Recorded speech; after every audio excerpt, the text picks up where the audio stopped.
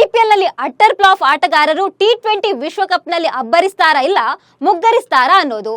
ಈಗಾಗಲೇ ನ್ಯೂಯಾರ್ಕ್ನಲ್ಲಿ ಬೀಡು ಬಿಟ್ಟಿರುವ ಟೀಂ ಇಂಡಿಯಾ ಅಖಾಡಕ್ಕೆ ಇಳಿಯೋದೊಂದೇ ಬಾಕಿ.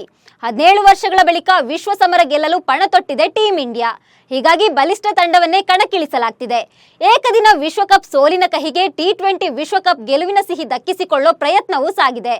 ಆದ್ರೆ ಟೀಂ ಇಂಡಿಯಾ ಮ್ಯಾನೇಜ್ಮೆಂಟ್ಗೆ ಮಾತ್ರವಲ್ಲ, ಫ್ಯಾನ್ಸ್ಗೂ ಕೂಡ ಅದೊಂದೇ ಟೆನ್ಷನ್ ಕಾಡ್ತಿದೆ. T20 ವಿಶ್ವಕಪ್ ತಂಡದಲ್ಲಿ ಟೀಂ ಇಂಡಿಯಾ ಬಲಿಷ್ಠ ಟೀಮ್ ಅನ್ನೋದೇನೋ ಸರಿ, ಆದ್ರೆ T20 ವಿಶ್ವಕಪ್ನಲ್ಲಿ ಸ್ಥಾನ ಪಡೆದ ಬಹುತೇಕ ಆಟಗಾರರು IPL ನಲ್ಲಿ ಫ್ಲಾಪ್ ಪರ್ಫಾರ್ಮೆನ್ಸ್ ನೀಡಿದ್ದಾರೆ. IPL ನಲ್ಲಿ ಸಾಮರ್ಥ್ಯಕ್ಕೆ ತಕ್ಕ ಆಟವಾಡೋದ್ರಲ್ಲಿ ಬಿಗ್ ಸ್ಟಾರ್ಗಳೇ ಪರದಾಡಿದ್ದಾರೆ.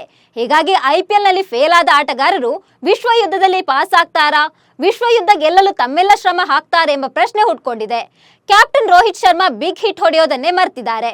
ಹಿಟ್ ಮ್ಯಾನ್ ಆಗಿ ರೋಹಿತ್ ಶರ್ಮಾ ಅಬ್ಬರಿಸೋದನ್ನ IPL ನಲ್ಲಿ ನೋಡಲು ಸಾಧ್ಯವಾಗಿಲ್ಲ. ಆರಂಭಿಕರಾಗಿ ಆರ್ಭಟಿಸೋದ್ರಲ್ಲಿ ರೋಹಿತ್ ಶರ್ಮಾ ವಿಫಲರಾಗಿದ್ದು T20 ವಿಶ್ವಕಪ್ ನಲ್ಲಿ ಅಬ್ಬರಿಸೋದನ್ನ ನೋಡಲು ಫ್ಯಾನ್ಸ್ ಕಾಯ್ತಿದ್ದಾರೆ. ಹಿಟ್ ಮ್ಯಾನ್ ಜೊತೆ ಇನ್ನಿಂಗ್ಸ್ ಆರಂಭಿಸಲು ತುದಿಗಾಲಿನಲ್ಲಿ ನಿಂತಿರೋ ಮತ್ತೊಬ್ಬ ಕ್ರಿಕೆಟರ್ ಯಶಸ್ವಿ ಜೈಸ್ವಾಲ್ IPL ನಲ್ಲಿ ಒಂದೆರಡು ಬಾರಿ ಸೌಂಡ್ ಮಾಡಿದ್ದು ಬಿಟ್ರೆ ಮತ್ತೆಲ್ಲ ಸೈಲೆಂಟ್. ಇನ್ನು ಶಿವಮ್ ದುಬೆ ಕಥೆಯೂ ಅಷ್ಟೇ. ಶಿವಮ್ ದುಬೆ ಟೀಂ ಇಂಡಿಯಾ ಪಾಲಿಗೆ ದುಬಾರಿಯಾಗಿದ್ರೆ ಅಷ್ಟೇ ಸಾಕು ಅಂತಿದ್ದಾರೆ ಫ್ಯಾನ್ಸ್. ಇನ್ನು ಬೌಲರ್ ವಿಚಾರದಲ್ಲಿ ಫ್ಯಾನ್ಸ್ಗೆ ಚಿಂತೆ ತಪ್ಪಿದ್ದಲ್ಲ. Team India vice captain Hardik Pandya IPL ನಲ್ಲಿ ಕಂಪ್ಲೀಟ್ ಫೇಲ್ಯೂರ್ ಆಗಿದ್ರು. ಆದ್ರೆ ನ್ಯಾಷನಲ್ ಡ್ಯೂಟಿ ಅಂತ ಬಂದಾಗ ಹಾರ್ದಿಕ್ ಪಾಂಡ್ಯ ಆಲ್ರೌಂಡರ್ ಪ್ರದರ್ಶನ ತೋರಿಸಿದ್ರೆ ಸಾಕು ಅಂತ ಅಭಿಮಾನಿಗಳ ಮನದಾಳದ ಮಾತು. ಮತ್ತೊಂದ್ ಕಡೆ ಜಡ್ಡು ಕೂಡ IPL ನಲ್ಲಿ ಹೇಳಿಕೊಳ್ಳುವಂತಹ ಜಾದು ಮಾಡಿಲ್ಲ. ಟೀಂ ಇಂಡಿಯಾ ಬೌಲಿಂಗ್ ಸೆಟಪ್ ಜಡ್ಡು ಮೇಲೂ ಡಿಪೆಂಡ್ ಆಗಿದೆ.